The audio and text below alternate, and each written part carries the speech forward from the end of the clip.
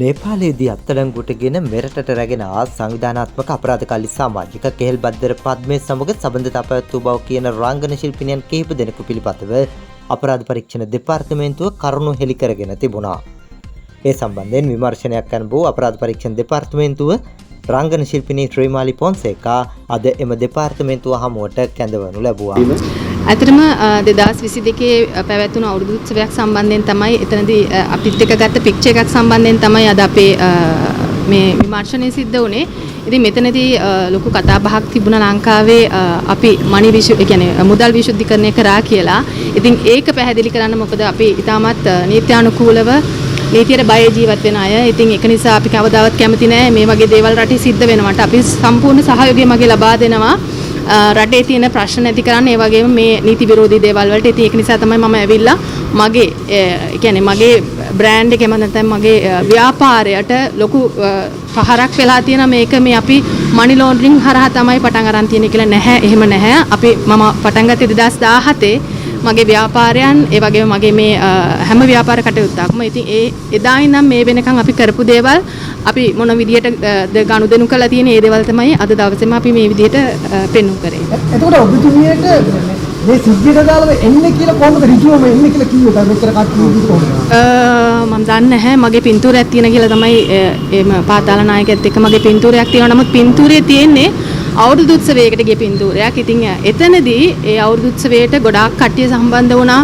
ගොඩාක් නළු නිළිය සම්බන්ධ වුණා. මේ පැවැත්වෙන දැන් මේ දවස්වල කතා බහ වෙන ඒ හැමෝමත් සම්බන්ධ වුණා. ඉතින් එතනදී මම හිතන්නේ මම මේ අවුරුදු උත්සවයට ගියේ මගේ වියදමින් මගේ පවුලත් එක්ක. ඉතින් ඒක නිසා ඒ හැම දෙයක්ම මම ඒගොල්ලන්ට ඔප්පු කරා. ඉතින් මට ගොඩක් සතුටුයි. මොකද ලොකු කතා බහක් යනවා මේ වෙනකොට. ඉතින් අපි ගොඩාක් අමාරුවෙන් හදාගත්ත මේ නම ගොඩක් අය උත්සාහ කරනවා නැති කරන්න. ඉතින් එහෙම කරන්න බෑ. මොකද හේතුව අපි ගොඩක් සාධාරණව ඒ වගේම තාමත් නීත්‍යානුකූලව නීතිගරුකව ජීවත් වෙන අය. ඉතින් ඒක නිසා කවදාවත් වැරද්දක් වෙන්නේ නැහැ කියන එක මම විශ්වාස කරනවා. ඔබතුමේ පද්ම කියන පුද්ගලයාව හැඳිනගෙන හිටියද? නෑ මම කවදාවත් දැනගෙන හිටියේ නෑ. මොකද ඒ අවුරුදු උත්සවයට ලක්ෂ ගාණක් ලංකාවේ ඇවිල්ලා හිටියා. මම පළවෙනි වතාවට තමයි අවුරුදු උත්සවයකට සම්බන්ධ වුණේ. මොකද මම ඩුබායි රටේ ඉගෙන ගත්ත කෙනෙක්. ඩුබායි රටේ වීසා තිබිච්ච කෙනෙක්, රෙසිඩන්ට් වීසා තිබිච්ච කෙනෙක්. ඉතින් එහෙම හිටපු කෙනෙක් ඇත්තටම ඒ වගේ දෙයක් කරයි කියලා හිතන්න අමාරුයි. මොකද හේතුව ගොඩාක් අය කියලා තිබ්බා මම හැමතිස්සෙම ඩුබායි යන්නේ මේගොල්ලන්ව හම්බ වෙන්න කියලා නැහැ. මම 2001 ඉඳලා ඩුබායි යනවා. මොකද හේතුව ඩුබායි රට මගේ දෙවනි ගෙදර වගේ. මොකද හේතුව එහෙ මගේ ව්‍යාපාරයක් තියෙනවා. ඒ වගේම මම එහෙ ඉගෙන ගත්ත නිසා මම ඩුබායි යනවා. ඉතින් මම හිතන්නේ මේ හැම දෙයක්ම ඉතාමත් හොඳින් මම පැහැදිලි කරලා දුන්නා. ඉතින් ගොඩක් සතුටුයි. මේ හරහා මගේ නම කැත වෙච්ච එක නැති වෙයි කියලා මම විශ්වාස කරනවා. ඔබතුමේ ව්‍යාපාර ගැන ප්‍රශ්න කරාද CID? ව්‍යාපාරය ගැන ප්‍රශ්න කරා කොහොමද මේ දේ සිද්ධ වෙන්නේ කියලා. මොකද හේතුව මට ගොඩක් පිට රටවල් වලින් සල්ලි එනවා. ඔබතුමාට විශ්වාසයි මේ කිසි සම්බන්ධයක් තිබුණේ නැහැ. අනිවාර්යයෙන්ම 100%ක්ම විශ්වාසයි. ආයි දිනයක් දුන්න දෙන්නේ කියලා? නැහැ. දැන් ඔබතුමියත් එක්ක මේ තවත් රංගන ශිල්පියෝ කීප දෙනෙක්ගේ නම් ගෑවෙනවනේ. ඔවුන් මේ අවුරුද්දට සහභාගී වුණා. ඔව් මේ හැම කෙනෙක්ම අවුරුදු උත්සවයට සහභාගී වෙච්ච අය. ඇත්තටම එතන ඒ පින්තූරෙත් මං ගාව තියෙනවා. මම මගේ සෝෂල් මීඩියා වල දාන්නම්. ඒ වගේම මට කියන්න තියෙන්නේ අපේ රටේ දුවදරුව බලන් ඉන්නවා නම් කවදාවත් නීත්‍යානුකූල නොවන දේවල් හරහා සල්ලි හම්බ කරන්න එපා. මොකද මම මේක විශ්වාස කරන දෙයක්. මම කතෝලික කෙනෙක් වුණාට මම බුදුදහම ගැන ගොඩක් විශ්වාස කරන කෙනෙක්. කර්මය කියන දේ ගොඩක් විශ්වාස කරන කෙනෙක්. ඒක නිසා කවදාවත් වැරදි දෙයක් කරන්න එපා.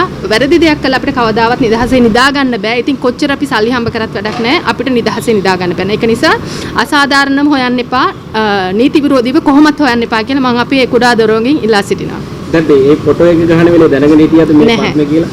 නැහැ මම දැනගෙන හිටියේ නැහැ. ඇත්තටම මම දැනගෙන හිටියේ තනියෙනුත් මට ෆොටෝ එක පෙන්නුවේ නැහැ. තනියෙන්නේ මෙතන ගොඩාක් අය හිටියා. මොකද ඔයගොල්ලෝ දන්නවා අවුරුදු උත්සවයක් කරනවාම ලංකාවේ වුණත් ගොඩාක් අය සහභාගී වෙනවා. ඉතින් එහෙ ගොඩාක් අයට කියන්නේ අපි මට මතක නැහැ කොච්චර ප්‍රමාණයක් හිටියද කියලා.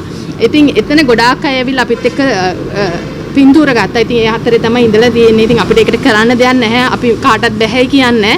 අනිත් එක ඒ වෙනකොට මම දැනගෙන හිටියෙත් නැහැ කවුද මේ පුද්ගලයා කියන එක. ඒක නිසා ඇත්තටම මම හිතනවා මම අද ඇවිල්ලා මම වෙනුවෙන් ලොකු දෙයක් කරා කියලා. ඔබතුමීට උදව් කරන්නේ මදුල නැහැ කවුරුත්?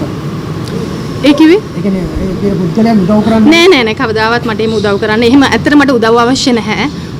මගේ ශාස්ත්‍රය ගැන ගොඩක් ඉගෙන ගත්ත කෙනෙක් වගේම මම මුල ඉඳන්ම මගේ දේවල් හොඳින් කරගෙන හොඳ ආර්ථික මට්ටමක ආපු කෙනෙක් විදිහට මට අවශ්‍යතාවයක් තිබුණේ නැහැ කිසිම කෙනෙකුගේ උදව්වක් ලබා ගන්න. ෆොටෝ ගන්නකොට පරිස්සම් වෙනවද ඊට පස්සේ? අනිවාර්යයෙන්ම. ඇත්තටම අවුරුදු උත්සවවලට යනකොට ගොඩක් පරිස්සම් වෙන්න ඕනේ කියලා මම මගේ ඒ කියන්නේ කලා ශිල්පිනියන්ගෙන් ඉල්ලා සිටිනවා. මොකද අපි දන්නේ නැහැනේ මේ දේවල් කවුද ස්පොන්සර් කරන්නේ කියලා. ඉතින් අපිට ආරාධනා කරාම අපි යනවා. ඉතින් මේ වගේ දේවල් ඇත්තටම ඕගොල්ලෝ සමාජය දැනුවත් කරන එක හොඳයි. මොකද ලබන අවුරුද්දේ හැමෝම ගොඩක් පරිස්සම් වෙයි මේ වගේ දේවල් වලට යනකොට කවුද එතනට එන්නේ මොන වගේ දේවල් සිද්ධ වෙන්නේ කියන එක දැනගෙන ගියාට පස්සේ මම හිතන්නේ මේ වගේ ප්‍රශ්න ඇති වෙන එකක් නැහැ කියලා මම විශ්වාස කරනවා. ඒතර කලා ශිල්පියෝ විතරද පරිස්සම් වෙන්නේ? නැහැ ඇත්තටම හැමෝම පරිස්සම් වෙන්න ඕනේ. නමුත් අපි කලා ශිල්පියෝගේ නම් තමයි ඉස්සරහට එන්නේ. අපි මම එච්චර ප්‍රසිද්ධ කෙනෙක් නෙමෙයි මම සාමාන්‍ය කෙනෙක්. නමුත් අපි දැන් ඇත්තට මම අද වෙනකොට ප්‍රසිද්ධ වෙලා තිනවා මේ දේ නිසා. මොකද අපි කොච්චර හොඳ කරත් අපිට ප්‍රසිද්ධ වෙන්න බෑ කියන එක මම දන්නවා. ඒ වගේම දෙයක් කියනවනේ මම කවදාවත් නෙගටිව් මාකටිං කරලා ප්‍රසිද්ධ වෙච්ච කෙනෙක් නෙමෙයි. නමුත් මේ නෙගටිව් මාකටිං එකේ මම හිතන්නේ ලොකු ප්‍රසිද්ධියක් ලබා දුන්නා. නමුත් මම හැමෝගෙම ඉල්ලා සිටින්නේ ඕගොල්ලෝ කමෙන්ට්ස් දානකොට එහෙම නැත්නම් යම් කිසි පෝස්ට් එකක් දානකොට පරිස්සම් වෙන්න. මොකද අපි අපේ නම හදාගන්නේ ගොඩාක් අමාරුයි.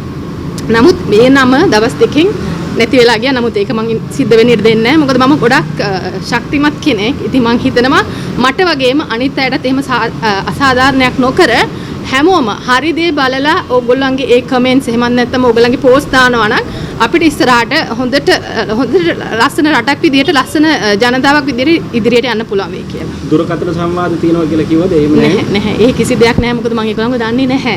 කිසි කෙනෙක්ව දන්නේ නැහැ. අනිත් එක එහෙම නොදන්න අයත් එක්ක මම කතාවට යන්නෙත් නැහැ. ඒක නිසා මට ලොකු විශ්වාසයක් තියෙනවා මේ හැම දෙයක්ම හොඳින් සිද්ධ වෙයි කියලා. මත්ලේ පාවිච්චි කරේ ඒක වෙන්නද? නෑ. මම හිතන්නේ ආ පාවිච්චි කරන්නේ නැති වෙන මොනවා හරි.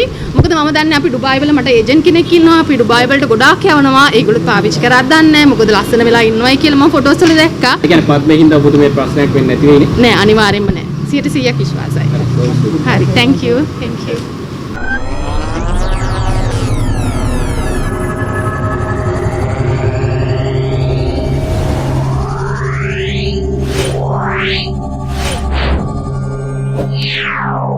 Use one Lanka today.